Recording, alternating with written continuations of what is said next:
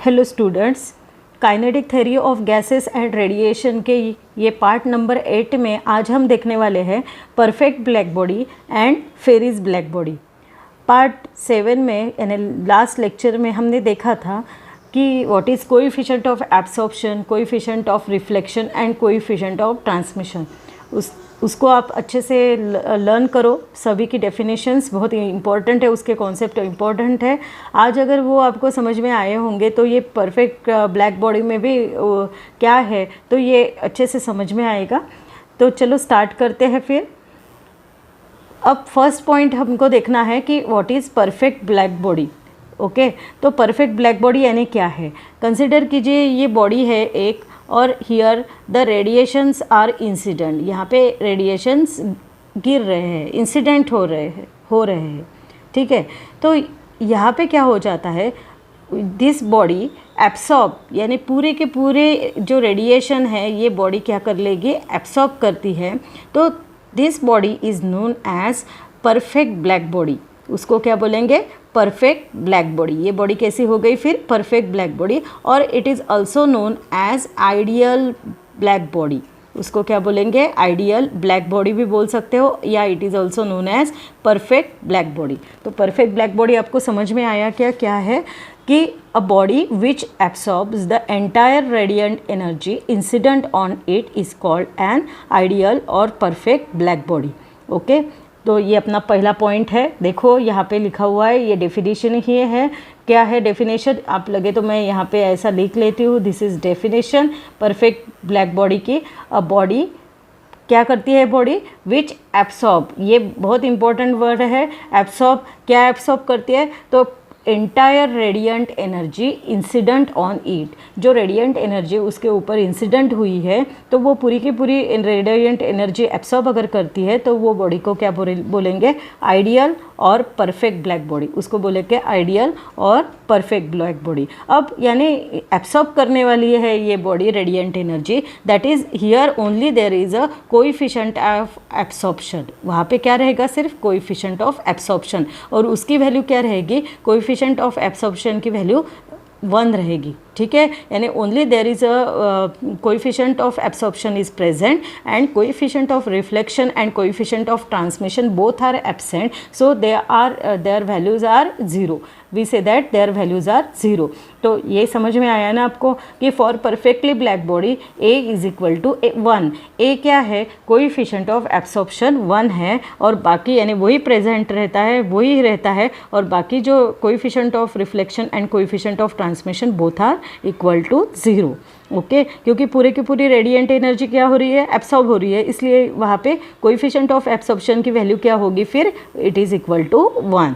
ठीक है, तो ये यहाँ तक आपको समझ में आया। अब ये जो परफेक्टली ब्लैक बॉडी है, अगर इसको हीट करते हैं, ये परफेक्टली ब्लैक बॉडी को क्या करेंगे, अगर आप हीट करते हो, ठीक है, तो क्या होगा, it emits radiations in all possible wavelengths. ठीक है, एट दैट टेम्परेचर, यानी वो क्या इमिट करेगी, रेडिएशन इमिट करेगी। ठीक है, एंड कैसे रहेगी, सब तरह की पॉसिबल वेवलेंथ की रेडिएशन एमिट करेगी eight that temperature. And wavelength of this black body, जो वेवलेंथ की वो रेडिएशन एमिट करेगी, वो वेवलेंथ डिपेंड रहेगा, किसके ऊपर डिपेंड रहेगा, जो टेम्परेचर है, टेम्परेचर दे रहे हैं बॉडी को, उसके ऊपर डिपेंड रहेगा।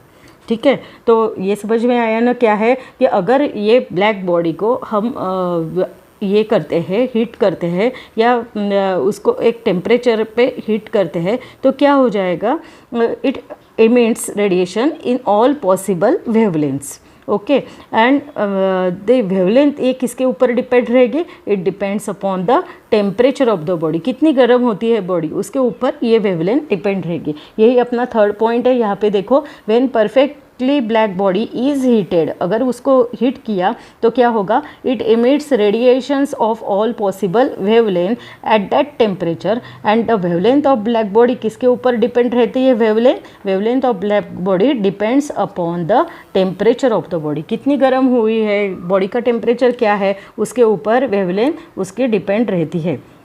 ठीक है, ये समझ में आया ना। क्या है तो अब ऐसा ये सरफेस है कि जो सब एनर्जी एब्सॉर्ब कर रहा है, जो उसके ऊपर इंसिडेंट हो रही है, तो वो कुछ भी रिफ्लेक्ट नहीं करेगा एनर्जी। ठीक है, तो ये समझ में आया क्या मैं बोल रही हूँ? तो कि अब हमने बोला देखा है कि radiations are incident on the black body, on the body. ये रेडिएशन इंसिडेंट हो रहा है बॉडी पे, ठीक है, और वो क्या कर रहा है कि पूरे के पूरे रेडिएशंस एब्सॉर्ब कर रहा है। ठीक है, बॉडी क्या कर रही है? पूरी की पूरे रेडिएशंस एब्सॉर्ब कर रही है और कुछ भी रिफ्लेक्ट नहीं कर रही है। रिफ्लेक्ट यानी जो रिफ्लेक्टर रहते हैं, जैसे वो आई हुई एनर्जी वापस दे देते हैं, तो वैसे वो रिफ्लेक्ट नहीं कर रही है। ठीक है, तो इसीलिए वो कैसी है? It appears black. इसीलिए उसको वो कैसे अपीयर हो रही है? ब्लैक करके। ठीक है, तो ये समझ में आया क्या? यही अपना 4th पॉइंट है। देखो, any surface that absorbs all the energy incident on it and does not reflect. Reflection कुछ भी नहीं हो रहा है वहाँ पे, सभी की सभी एनर्जी इंसिडेंट हुई होने वाली एनर्जी सभी की सभी पूरी एब्सॉर्ब हो रही है, कुछ भी एनर्जी रिफ्लेक्ट नहीं हो रही है। देयरफॉर इट अपीयर्स, वो बॉडी कैसी दिखेंगी? It appears black. ओके, ये यहाँ तक 4 पॉइंट्स अपने को आपको समझ में आए होंगे, ऐसा मैं सोचती हूँ। ठीक है, तो ये फर्स्ट पॉइंट में हमने डेफिनेशन देखी थी, कंडीशन है। सेकंड पॉइंट में A = 1। थर्ड पॉइंट में कैसे है? अगर उसको हीट किया तो क्या होगा? It emits the wavelength at that, it emits radiation of all the possible wavelength at that temperature. And wavelength किसके ऊपर डिपेंड रहती है? It depends upon the temperature of the body. ठीक है, और पूरी की पूरी एनर्जी एब्सॉर्ब करने की वजह से क्या होगा? वो कुछ भी एनर्जी रिफ्लेक्ट नहीं करेगी, so it appears black. Okay, ये यहाँ पे समझ में आया। अब इसका एग्जाम्पल क्या है? The example of black body is lamp black और प्लैटिनम ब्लैक। ठीक है, पर ये दोनों भी लैम्प ब्लैक और प्लैटिनम ब्लैक, ये दोनों भी सिर्फ 97% इतनी ही एनर्जी इंसिडेंट रेडिएशन बोल सकते हैं और इंसिडेंट रेडिएंट हीट भी बोल सकते हैं।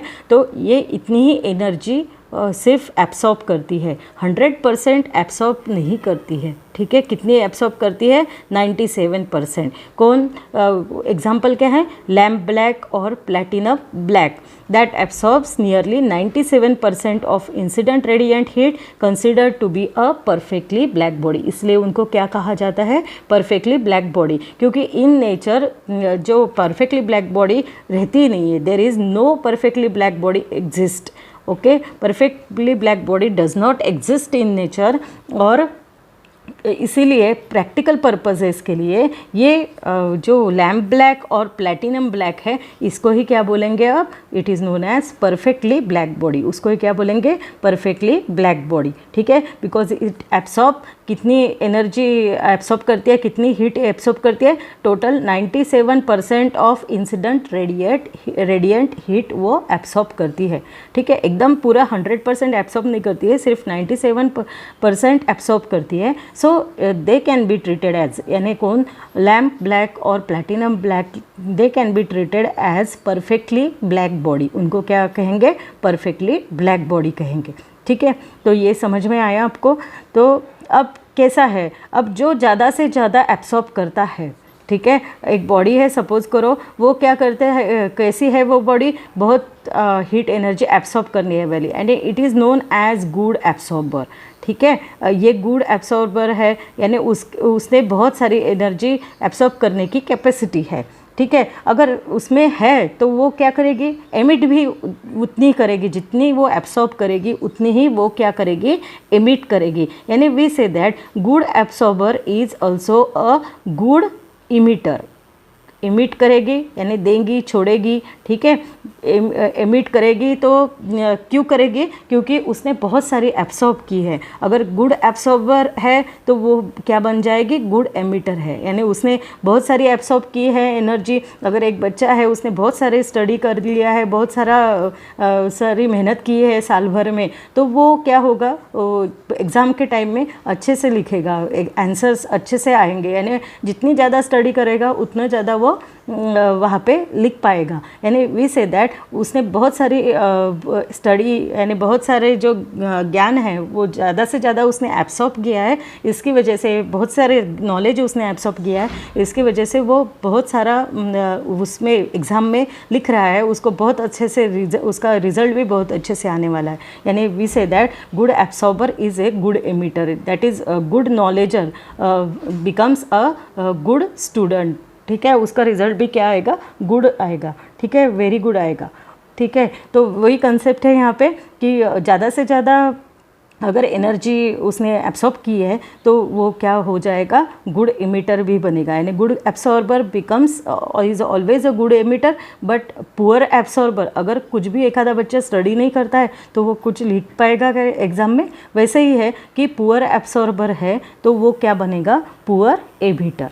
Okay, poor absorbers are poor emitters.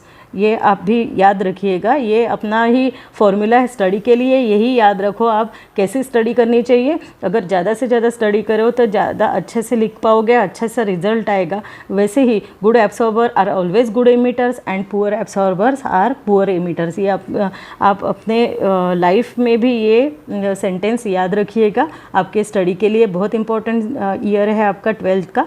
Okay, ठीक है, तो यहाँ तक समझ में आया होगा आपको।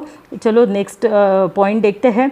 अब एवरी ऑब्जेक्ट जो है वो एक तो एब्सॉर्ब करता है एनर्जी, ऐसा एक ऑब्जेक्ट रहता है। कोई भी ऑब्जेक्ट में दो खासियत एक तो रहती है, एक तो उसमें एब्सॉर्ब करने की क्षमता रहती है, ठीक है, एलिजिबल रहता है वो एब्सॉर्ब करने के लिए, और नहीं तो वो रिफ्लेक्ट करता है। सपोज़ आपने कुछ भी जो पॉलिश मटेरियल यहाँ पे रख दिया सन के सामने, तो आप देखोगे, या आपने मिरर ही रख दिया तो क्या होगा, अगर धूप में रख दिया तो क्या होगा, उसका वो बहुत सारी एनर्जी रिफ्लेक्ट करेगा, बहुत सारे जो रेडिएशन इंसिडेंट हो रहा है वो क्या करेगा, रिफ्लेक्ट करेगा, क्योंकि वो पॉलिश सरफेस है। ठीक है, या आपने ब्लैक बॉडी रख दी तो वो क्या करेगा, हीट एनर्जी इंसिडेंट हो रही है तो वो क्या करेगा, एब्सॉर्ब कर लेगा। यानी ऑब्जेक्ट क्या करेगा, एक तो एब्सॉर्ब करेगा या रिफ्लेक्ट करेगा। ठीक है, रेडिएशन जो इंसिडेंट हो रहा है तो एक तो वो एब्सॉर्ब करेगा और एक तो वो रिफ्लेक्ट करेगा। इसलिए जो पुअर एब्सॉर्बर है, यानी बहुत कम एब्सॉर्ब करने वाला, एक आधा बच्चा बहुत पढ़ा, यानी टीचर पढ़ा रहे हैं फिर भी वो कुछ समझ नहीं पा रहा है, यानी ही इज़ या she is a poor absorber. ठीक है, but should be a good reflector. अब क्या होगा, वो ज़्यादा से ज़्यादा बड़बड़ करेगा, अरे मुझे समझ में नहीं आ रहा है, ये कैसा हो रहा है ऐसा, तो ये क्या है, यानी गुड रिफ्लेक्टर है ये। ठीक है, तो poor absorber should be a good reflector भी हो सकता है। यानी क्या, क्यों एब्सॉर्ब नहीं कर पा रहा है वो, क्योंकि बहुत सारा उसके पूरा माइंड है जो बाकी के कामों में व्यस्त है, बाकी के यानी सोच रहा है वो, इसके उसमें है उसका मन। ठीक है, तो चलो आज मोबाइल, मुझे व्हाट्सएप खेलना है या ये करना है वो करना है, उसमें उसका मन है। तो जो पुअर एब्सॉर्बर है वो क्या है, इसलिए we say that good reflector. Good reflector यानी उसके पास ज्ञान तो आ रहा है पर वो उसको एब्सॉर्ब ही नहीं कर रहा है, वो उसको छोड़ दे रहा है। ठीक है, तो it is known as good reflector and vice versa. वैसे गुड अगर गुड एब्सॉर्बर है, अच्छे से ज्ञान प्राप्त कर रहा है वो स्टूडेंट, यानी अच्छे से नॉलेज ले रहा है टीचर से, जो बता रहा है टीचर, तो गुड एब्सॉर्बर है, तो वो कम से कम उससे जो है रिफ्लेक्ट करेगा, नहीं छोड़ देगा, कम से कम छोड़ देगा ना।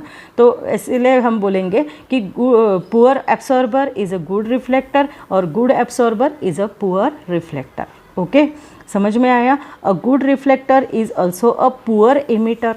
अब देखो, रिफ्लेक्ट तो कर रहा है, एमिट भी कैसा रहेगा, गुड रिफ्लेक्टर है। गुड रिफ्लेक्टर है, अगर वो रिफ्लेक्ट कर रहा है तो वो क्या है, it is also a poor emitter. Poor emit भी रिफ्लेक्ट, यानी जैसे इंसिडेंट हो रहा है वैसे उसको वापस भेज रहा है। ठीक है, और पुअर एमिटर यानी क्या है, थोड़ा थोड़ा एमिट कर रहा है, छोड़ रहा है। ठीक है, this is the reason for silvering the walls of vacuum bottles, thermos, flask. अब जो आपने वैक्यूम बॉटल्स देखी है या थर्मोस फ्लास्क देखी है, जिसमें यानी जो कंडीशन में आपने फ्लास्क रखी है, अगर बहुत गर्म चाय है वो गर्म ही रहती है। ऐसा क्यों रहता है, क्योंकि थर्मोस का जो वॉल है, थर्मोस की जो वॉल है वो कैसे रहती है, वो it is a silvering. Silver coating रहती है उसको। क्यों है सिल्वर कोटिंग? क्योंकि वो हीट एनर्जी बिल्कुल इमिट नहीं करती है, ठीक है। जो इंटरनल उसकी हीट है वो बाहर नहीं आ सकती, ठीक है। तो इसीलिए हम बोलेंगे अब सिल्वर यानी रिफ्लेक्टर है। सिल्वर कैसा है? रिफ्लेक्टर है। इसलिए ये दिया है 9 नंबर का अपना point. A good reflector is also a poor emitter, यानी गुड रिफ्लेक्टर है, सिल्वर कोटिंग कर रहे हैं तो it is good reflector. But heat energy जो है, जो हीट है वो अंदर से बाहर नहीं देता है, पुअर एमिटर है वो, ठीक है। This is the reason for silvering the walls of vacuum bottles, thermos flask. Okay, समझ में आया है? फिर यहाँ तक ये यहाँ पे अपना परफेक्ट ब्लैक बॉडी का टॉपिक पूरा एंड हो जाता है। आप क्या करो, यही अपना नोट्स है, आप इसका स्क्रीनशॉट ले लो। मैं सब इरेज कर देती हूँ, आप इसका स्क्रीनशॉट ले लो, अपने हैंडराइटिंग में अच्छे से लिखो, परफेक्ट ब्लैक बॉडी। ओके, ये एक है और ये सेकेंड। अब आपके बुक में पेज नंबर 66 पे 64 पे ये क्वेश्चन है, 66 पे ही ये क्वेश्चन है, can a perfect black body be realise in practice? तो है क्या ये परफेक्टली ब्लैक बॉडी? अभी हमने देखा कि अब आंसर भी मैंने यहाँ पे लिख के दिया है, a perfect black body can not be realise in practice. How where कौन क्यों नहीं है? बिकॉज 100% एनर्जी एब्सॉर्ब करने वाली कोई भी बॉडी नहीं है, बट सिर्फ फॉर प्रैक्टिकल पर्पजेस हमने यूज़ किया है। कौन से किसके लिए? लैम्प ब्लैक और प्लैटिनम ब्लैक, इसको हम यूज़ करेंगे क्योंकि वो एनर्जी कितनी एब्सॉर्ब करती है? 97% एनर्जी एब्सॉर्ब करती है, तो they can be considered as perfectly black body. इसलिए आंसर मैंने लिखा है, a perfect black body can not be realise in practice, however lamp black और platinum black absorbs nearly 97% of incident heat, considered a perfectly black body. इसीलिए उनको क्या कहा जाता है? लैम्प ब्लैक और प्लैटिनम ब्लैक को it is known as perfectly black body, ठीक है। लैम्प ब्लैक यानी अगर और प्लैटिनम ब्लैक, ये दोनों को क्या कंसिडर करेंगे फिर? It is know, they are known as perfectly black body. Okay, ठीक है। दूसरा भी क्वेश्चन है, देखो वो भी क्वेश्चन मैंने उसका भी आंसर लिख के रखा है, यानी ये इजी है, आ सकता है 1-1 मार्क्स के लिए। Are good absorbers also good emitters? Good absorber good emitter है क्या? तो है कि नहीं? तो देखो यहाँ पे आंसर दिए हैं मैंने, क्या है? गुड एब्सॉर्बर गुड एमिटर है कि नहीं, ये क्वेश्चन है। तो अगर हमने 2 ऑब्जेक्ट कंसिडर कर दिए और 2 ऑब्जेक्ट कैसे है कि ट्रांसपेरेंट नहीं है, ठीक है। 2 ऑब्जेक्ट कैसे है? Both are not transparent. Transparent नहीं है तो वो कैसे है? They are opaque. जो ट्रांसपेरेंट नहीं रहते हैं उनको क्या बोलेंगे? ओपैक। ओके, ठीक है। तो अगर थर्मल रेडिएशन इंसिडेंट हो रहा है एंड दोनों भी सरफेसेस और दोनों भी बॉडीज़ कैसे है? Both are at same temperature. दोनों का टेम्परेचर कैसा है? सेम टेम्परेचर है और दोनों भी सेम एरिया, सरफेस एरिया वाली बॉडी है, ठीक है। दोनों का क्या है? सेम टेम्परेचर है और सेम सरफेस एरिया है, ठीक है। अब क्या करते हैं, एक जो बॉडी है उसको वेल पॉलिश करते हैं, यानी एक बॉडी कैसी है? अच्छे से पॉलिश की हुई बॉडी है, ठीक है। और दूसरी जो बॉडी है वो कैसी है? It is painted as a black. दूसरी को कैसे पॉलिश किया नहीं है, दूसरी कैसे किया है? दूसरे को पेंट किया है ब्लैक कलर से, ठीक है। तो ये समझ में आया क्या कि 2 बॉडीज़ लिए, ऑब्जेक्ट लिया है, सपोज करो 2 ऑब्जेक्ट लिया है, तो एक उनका टेम्परेचर भी सेम है, दोनों की एरिया भी, सरफेस एरिया भी सेम है। एक बॉडी को ये पॉलिश करेंगे और दूसरे बॉडी को क्या करेंगे? पेंट करेंगे ब्लैक कलर से, ठीक है। तो अब जो वेल पॉलिश बॉडी है वो क्या करेगी? आपने देखा है कि अगर सिल्वर पॉलिश है या आप एखादा पतरा लेते हो तो वो क्या, अगर पॉलिश कोई भी सरफेस लेते हो तो वो क्या करता है? लाइट रिफ्लेक्ट करता है। तो वैसे ही अब लाइट नहीं, यहाँ पे एनर्जी रिफ्लेक्ट करेंगे, ठीक है। जो पॉलिश ऑब्जेक्ट है it reflect most of the energy falling on it and बस वो क्या करेगा? रिफ्लेक्ट ही करेगा और लिटिल एनर्जी एब्सॉर्ब, थोड़ी सी ही एनर्जी वो एब्सॉर्ब करेगा, ओके। जो पॉलिश ऑब्जेक्ट है वो क्या करेगा, जो एनर्जी एब्सॉर्ब की है एकदम से कम रहेगी उसमें, और ज़्यादा से ज़्यादा एनर्जी वो क्या करेगा, रिफ्लेक्ट करेगा। और जो ब्लैक वाली बॉडी है वो क्या करेगी, तो ब्लैक पेंटेड ऑब्जेक्ट जो है वो क्या करेगा, वो सब बहुत सारी एनर्जी क्या करेगी, एब्सॉर्ब करेगी, एब्सॉर्ब मोर, बहुत सारी एनर्जी एब्सॉर्ब करेगी। तो यहाँ पे मैं लिखती हूँ absorb more and most of the radiation falling on it and reflect little, and reflect क्या करेगी, लिटिल रिफ्लेक्ट करेगी। ओके। ये जो अंदर आने वाला जो एरो है, सपोज करो ये एब्सॉर्ब हो रहा है, और बाहर जाने वाला एरो जो है वो क्या हो रहा है, रिफ्लेक्ट। तो रिफ्लेक्ट लिटिल कर रही है। ठीक है, दोनों कैसी है। अब पहला जो पॉलिश वाला है, फिर से मैं एक बार ये करती हूँ, मैंने जैसे बोला है कि जो रिफ्लेक्ट वाला है वो बाहर वाला एरो है, और एब्सॉर्ब वाला है वो अंदर वाला एरो है। ठीक है, तो ये पॉलिश बॉडी जो है वो क्या करती है, it is reflected most of the energy but it absorb little. ठीक है, लिटिल एब्सॉर्ब करेगी। ओके। उल्टा होगा अब ब्लैक बॉडी के लिए। ब्लैक पेंटेड बॉडी कैसी होगी कि it absorb more energy absorb करेगी बट लिटिल एनर्जी रिफ्लेक्ट करेगी। ठीक है, लिटिल रिफ्लेक्ट करेगी। ठीक है, तो जो अब रेट ऑफ एमिशन है दोनों का, एमिशन का रेट जो है, थर्मल रेडिएशन जो एमिट करेगी, दोनों का कैसा रहेगा, बोथ आर इक्वल। ठीक है, तो जो थर्मल रेडिएशन का rate of emission of thermal radiation, it is equal to the rate of absorption for both the object. यानी जितना एमिट हो रहा है, जो रेट से एमिट हो रहा है वही रेट से एब्सॉर्ब भी हो रहा है। ठीक है, द रेट कैसे रहेगा, बोथ आर इक्वल रहेगा। ठीक है, तो इसी की वजह से, इसके वजह से क्या होगा फिर, देयर इज़, और ऐसा भी बोल सकते हैं जो टेम्परेचर है वो क्या रहेगा, मेंटेन रहेगा। ओके, इसके वजह से क्या होता है, टेम्परेचर जो है वो मेंटेन रहता है।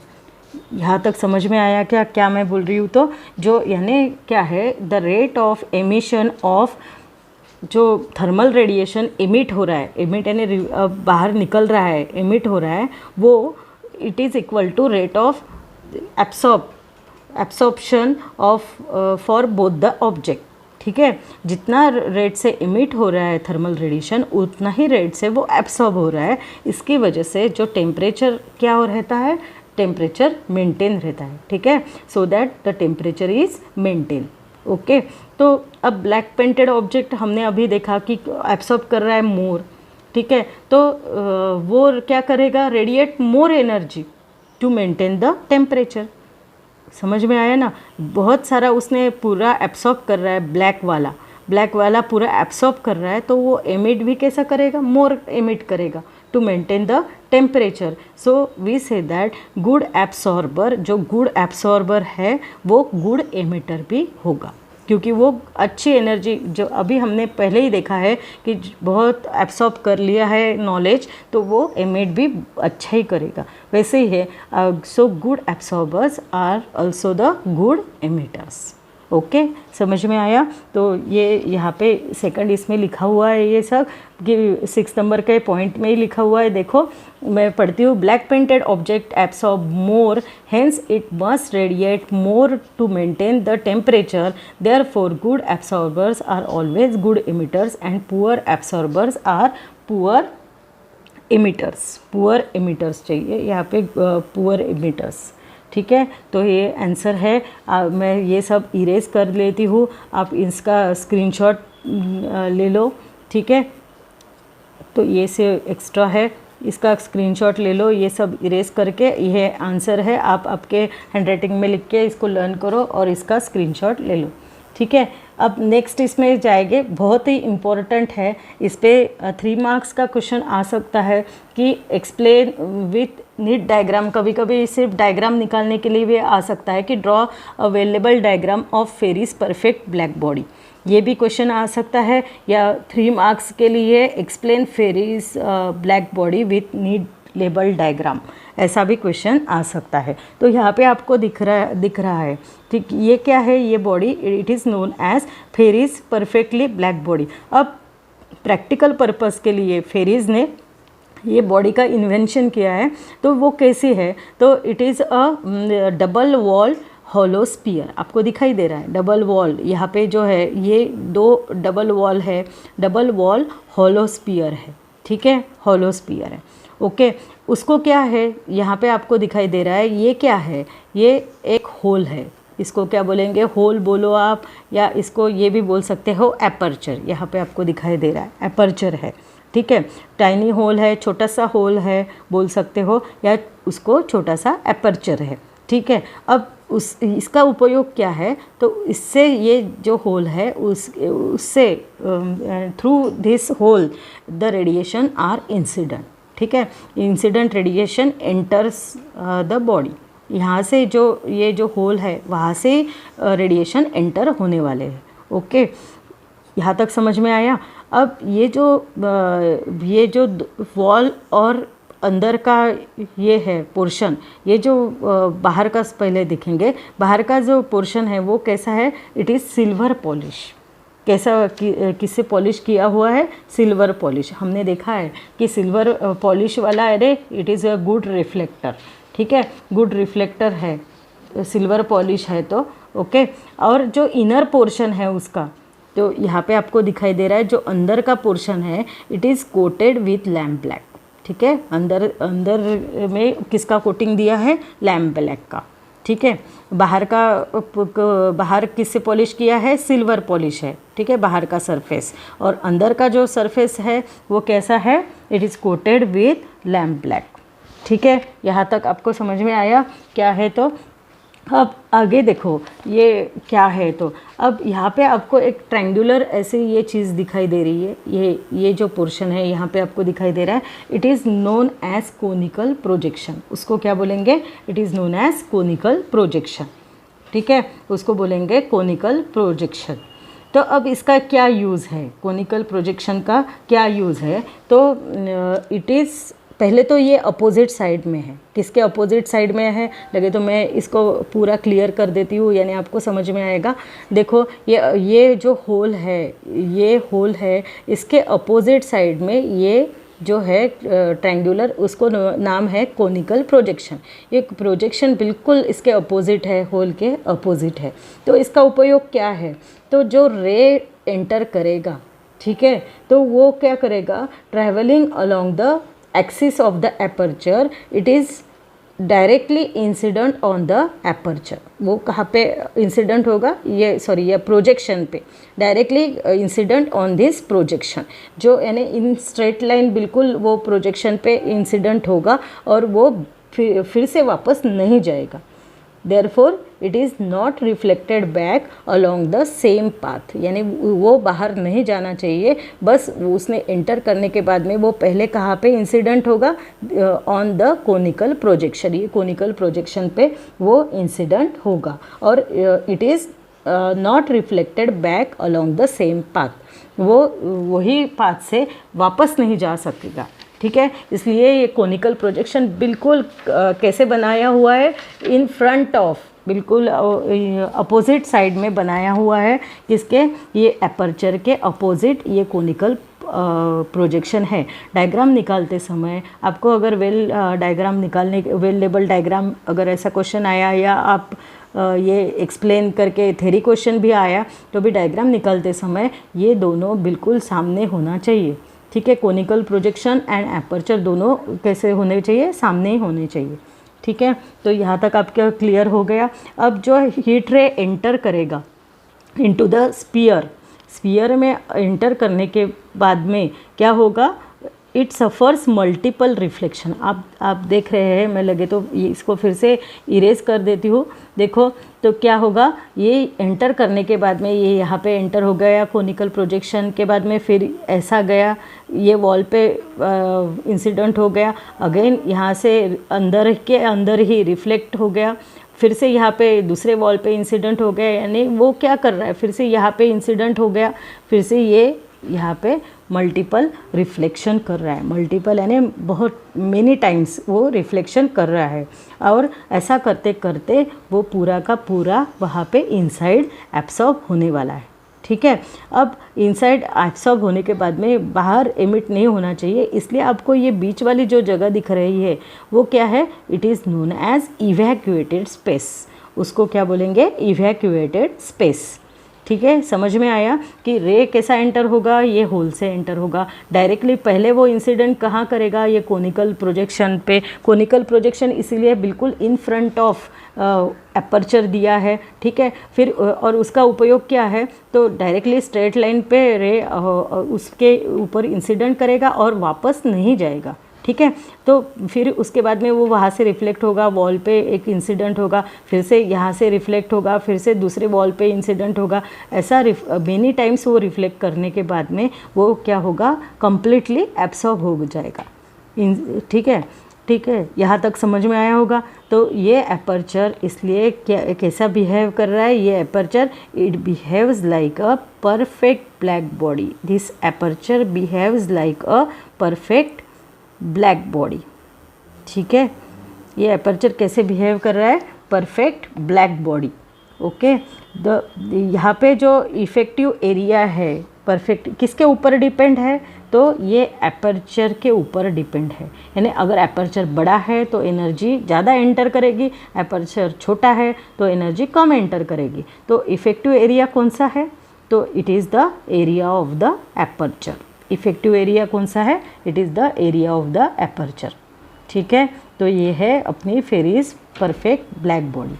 ओके, समझ में आया। फिर फेरिस परफेक्ट ब्लैक बॉडी, तो आप इसका स्क्रीनशॉट ले लो, मैं ये सब क्लियर कर लेती हूँ। एक बार रीड करो, आपके हैंडराइटिंग में राइट करो, फिर आपको अच्छे से समझ में आएगा। ये जो मैंने बोला सब यहाँ पे लिखा हुआ है, यहाँ पे नीचे दिया है, देखो 8 नंबर का पॉइंट थोड़ा सा मैं लेती हूँ फिर से। The effective area of perfectly black body is equal to the area of the aperture. ठीक है, यानी जितना एपर्चर रहेगा उतना ही एरिया, यानी इफेक्टिव एरिया कौन सा रहेगा, it is the area of the aperture. यानी जितना होल रहेगा उतनी ही एनर्जी इंसिडेंट होगी, एंटर होगी अंदर। और ये याद रखना है कि एपर्चर के बिल्कुल एग्जैक्टली सामने क्या है, it is the conical projection. ठीक है, तो आप इसका स्क्रीनशॉट आपने ले लिया होगा। ठीक है, तो अब इसके बाद में आपके बुक में एक कैविटी रेडिएटर दिया है, सेम फंक्शन है कैविटी रेडिएटर का। आपके बुक में उसका एक्सप्लेनेशन है, उसमें ही फेरिस ब्लैक बॉडी में, बट ये डायग्राम नहीं है। मैंने ये डायग्राम आपको निकाल के दिया है, तो आप इसकी डायग्राम यानी इसके ऊपर से आपको अच्छे से कंस्ट्रक्शन समझ में आएगा। कैविटी रेडिएटर क्या है, इट इज़ ये कैविटी रेडिएटर में आपको दिखाई दे रहा है, ये फिर से इसके होलो स्पीयर जैसा ही है बॉडी। ठीक है, बट इसमें क्या है, अंदर जो है यहाँ पे एक ब्लैक बॉडी आपको दिखाई दे रही है लिखा हुआ, बट यहाँ पे ये जो है it is known as block. ठीक है, एक ब्लॉक रखा हुआ है अंदर सम मटेरियल का, और कहाँ पे है वो, जो ये कैविटी है, this is known as internal cavity. Internal, it is known as internal cavity. ठीक है, उसके अंदर कैविटी में ये ब्लॉक रखा हुआ है। ठीक है, और जो ये इनर और आउटर सरफेस है, ये जो आउटर सरफेस है, ये जो आपको शेडर दिखाई दे रहा है, ये आउटर सरफेस और इनर सरफेस, ये दोनों कैसे कनेक्टेड है, विथ ए स्मॉल होल। ये होल आपको दिखाई दे रहा है। ठीक है, विथ अ स्मॉल होल से कनेक्टेड है। ठीक है, अब रेडिएशन जो फॉल होगा वो कहाँ से एंटर होगा, ये होल से एंटर होगा, और it is incident on the block.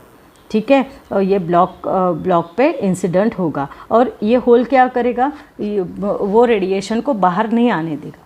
ठीक है, तो ये जो कैविटी है ये कैसी एक्ट करेगी, it acts as a black body.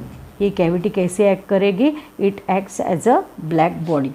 Okay, ये समझ में आया आपको क्या है। तो अब ये ब्लॉक को अगर हीट किया हमने सम हाई टेम्परेचर पे, तो वो क्या एमिट करेगा, थर्मल रेडिएशन। वो क्या एमिट करेगा, यहाँ पे लिखती हूँ मैं, it emits thermal radiation. If we heated this block they at some temperature then it emits, बोलेंगे थर्मल रेडिएशन।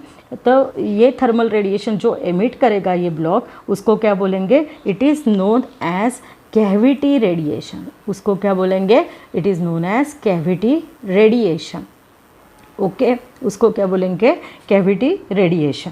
समझ में आया कि अगर ये ब्लॉक को आपने हीट किया कुछ हाई टेम्परेचर पे, तो वो क्या एमिट करेगा? It emits thermal radiation and this thermal radiation is known as cavity radiation.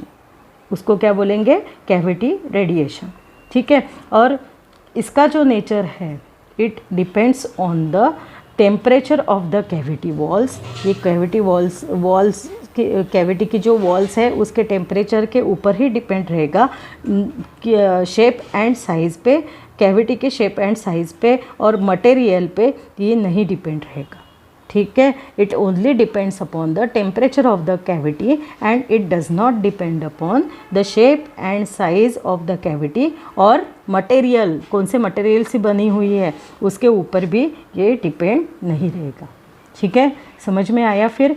तो ये है कैविटी रेडिएटर। हो सकता है, आ सकता है कि एक्सप्लेन कैविटी रेडिएटर, डायग्राम तो ड्रॉ करने के लिए नहीं बोलेंगे क्योंकि डायग्राम तो टेक्स्ट बुक में ही नहीं है, सिर्फ ये आपको दिखाने के लिए मैंने ये ली है नेट पर से। तो आप देखो कैविटी रेडिएटर की डायग्राम, सिर्फ एक्सप्लेनेशन आ सकता है तो इसका स्क्रीनशॉट ले लो। यही मैंने सब बोला यहाँ पे। कैविटी रेडिएशन यानी क्या है ये आपको अभी मैंने समझाया। कैविटी रेडिएशन यानी क्या है फिर कि when the block is heated to high temperature, अगर हाई टेम्परेचर को पर ब्लॉक को हीट किया, block is heated to high temperature, thermal radiation is emitted, this is called as cavity radiation. उसको ही क्या बोलेंगे? Cavity radiation. और उसका नेचर किसके ऊपर डिपेंड है?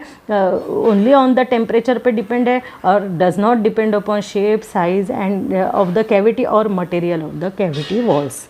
ओके, समझ में आया फिर? तो आज ये हमने देखा है Fery's black body, perfect black body और कैविटी रेडिएटर को देखा है। ठीक है, नेक्स्ट अपने लेक्चर में हम देखेंगे एमिशन ऑफ हीट रेडिएशन। ठीक है, तो और emissive power of the body भी देखेंगे। आज के लिए यहाँ पे ही स्टॉप करते हैं। आप इसका स्क्रीनशॉट ले लो। ओके, तो आज के दिन यहाँ पे स्टॉप करते हैं। नेक्स्ट लेक्चर में फिर से मिलेंगे। तब तक के लिए bye, have a good day.